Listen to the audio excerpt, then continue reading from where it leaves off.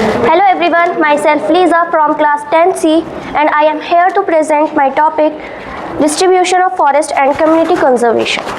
तो first distribution of forest, अगर हम अपने फॉरेस्ट एंड वाइल्ड लाइफ को कंजर्व करना चाहते हैं तो उसको मैनेज करना एंड कंट्रोल करना बहुत ज़्यादा डिफ़िकल्ट हो जाते हैं, तो इसलिए हम फॉरेस्ट को डिस्ट्रीब्यूट करते हैं।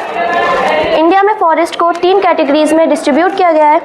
तो फर्स्ट रिजर्व फॉरेस्ट जो होते हैं गवर्नमेंट के द्वारा मैनेज किया जाता है। इसमें ह्यूमन एक्टिविटीज़ सारी बैन होती हैं। इसमें टोटल फॉरेस्ट में से लगभग जो हाफ फॉरेस्ट है वो रिजर्व फॉरेस्ट है। इसमें मोस्ट वैल्यूएबल फॉरेस्ट जो होते हैं वो कंसीडर्ड किए जाते हैं। इसका जो एरिया है Jammu Kashmir, Andhra Pradesh, Uttarakhand etcetera. Protected forest, तो ये गवर्नमेंट के द्वारा ही इनको मैनेज किया जाता है। इसमें जो लोकल पीपल जो होते हैं वो उनकी जो एक्टिविटीज़ है वो अलाउ होती है, जिसकी collecting would, collected fuel wood and grazing. Almost 1/3 forest जो होते हैं टोटल फॉरेस्ट में से वो प्रोटेक्टेड फॉरेस्ट होते हैं। इनको प्रोटेक्ट किया जाता है एनी फर्दर डिप्लेशन से। इसका जो एरिया है वो हरियाणा, उड़ीसा, पंजाब, बिहार एक्सेट्रा।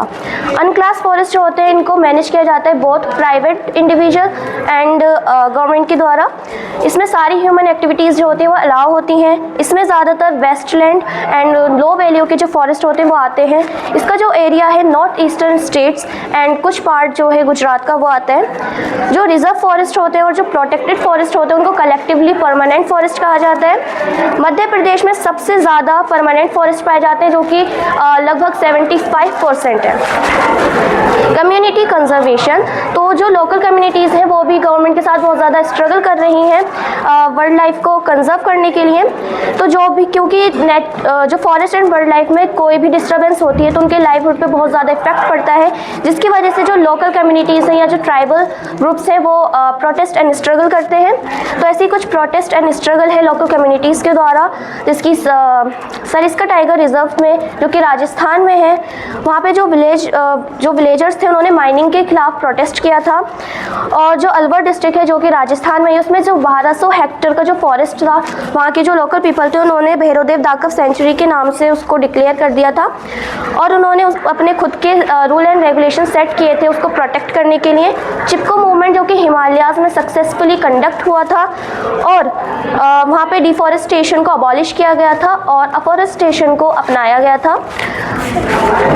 दूसरा बीज बचाओ आंदोलन जो कि थेरी एंड नवादान्या में हुआ था, इसमें जो एग्रीकल्चर में जो सिंथेटिक केमिकल्स का जो यूज़ होता है उसको अबॉलिश करने के लिए किया गया था।